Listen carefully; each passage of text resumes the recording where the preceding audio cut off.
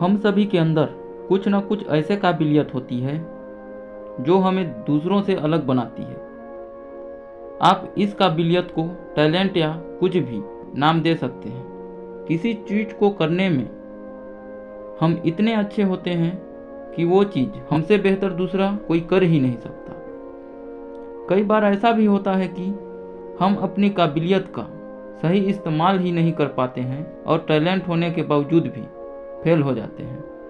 Talent होना कोई बड़ी बात नहीं है, लेकिन उसका सही तरह से इस्तेमाल करना बड़ी बात है। कुछ लोग मेहनत के दम पर सफलता पा लेते हैं और कुछ लोग सिर्फ अपने टैलेंट के दम पर सफल हो जाते हैं। और साथ ही कुछ ऐसे लोग होते हैं जो टैलेंट होने के बावजूद भी असफल हो जाते हैं। अक्सर जिन लोगों को अपनी काबिलियत पर बहुत ज़्यादा घमंड होता है वही लोग असफल हो जाते हैं। आज की यह छोटी सी स्टोरी अलेक्जेंडर द ग्रेट की है। अलेक्जेंडर ग्रीक राज्य का एक बहुत ही शक्तिशाली और बुद्धिमान राजा था। अलेक्जेंडर अपने सभी फैसले चीज़ों को अच्छी तरह जांच परख कर करने के बाद ही लेता था। एक बार एक व्यक्ति दूसरे राज्य से अलेक्जेंडर के लिए एक खास घोड़ा लेकर आया। उस व्यक्ति ने अलेक्जेंडर को कहा कि यह घोड़ा बहुत ही कीमती है और ये आम घोड़ों से बहुत ही तेज, फुर्तीला और ताकतवर है। अलेक्जेंडर ने उस घोड़े की रेस अपनी बाकी घोड़ों से करवाई और वो उन सभी से आसानी से जीत गया। उसके बाद अलेक्जेंडर को वो घोड़ा काफ़ी पसंद आया और उसने उस घोड़े को अपने सेना में शामिल करने का मन बना लिया। इसके बाद अलेक्जेंडर ने अपने सेनापति और कुछ सैनिकों को बुलाया और कहा, मैंने इस घोड़े की काबिलियत को परख लिया और मैं इस घोड़े को सेना में शामिल करना चाहता हूँ। तो आप में से कोई भी आकर इस घोड़े की सवारी करके इसकी काबिलियत भी एक बार परख लें। सेनापति आगे आया और बोला, सबसे पहले मैं इस घोड़े की सवारी करना चाहूँगा। ऐसा कह के सेनापति उस घोड़े के पास गया और जैसे ही वो उस पर चढ़ने की कोशिश करने लगा तो वह घोड़ा उछला और उसने सेनापति को जमीन पर गिरा दिया। उसके बाद एक सैनिक आया और उस घोड़े पर चढ़ने की कोशिश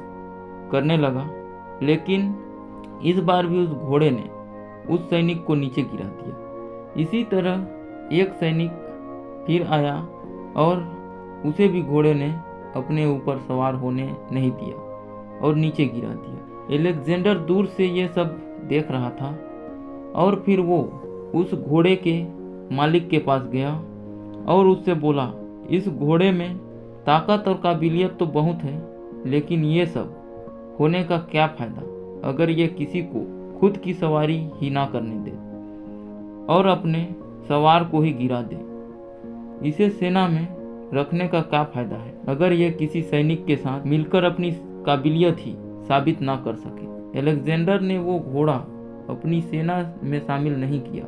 यह छोटी सी कहानी यह बात सिखाती है कि हमारे अंदर कितनी भी शक्ति है और कितनी भी टैलेंट है, तो अगर हम उसका सही इस्तेमाल नहीं करते हैं, उसे दूसरों के साथ शेयर नहीं करते हैं या फिर उससे दूसरों का फ़ायदा नहीं करा पाते, तो वो किसी काम का नहीं है। ऐसी क्वालिटी का होना या ना होना दोनों ही बराबर है। इस दुनिया में हर व्यक्ति किसी न किसी काम में माहिर होता है।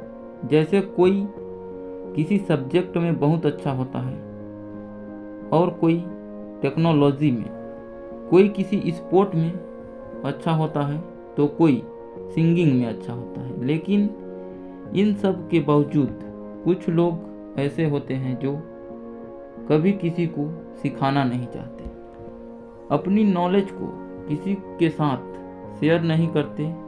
वो ये सोचते हैं कि किसी को सिखाने से उनका टैलेंट कम हो जाएगा या फिर वो दूसरों से पीछे हो जाएंगे। हमारी काबिलियत हमें सफलता तभी दिला सकती है जब हम उसका इस्तेमाल दूसरों और अपने फ़ायदा के लिए करें। एक कोच भी तभी सफल होता है जब वो दूसरों को सिखाएगा, वरना उसका होना या ना होना कोई फ़ायदा नहीं। ज्ञान हमेशा बांटने से बढ़ता है, कम नहीं होता। घमंड इंसान को अकेला कर देता है।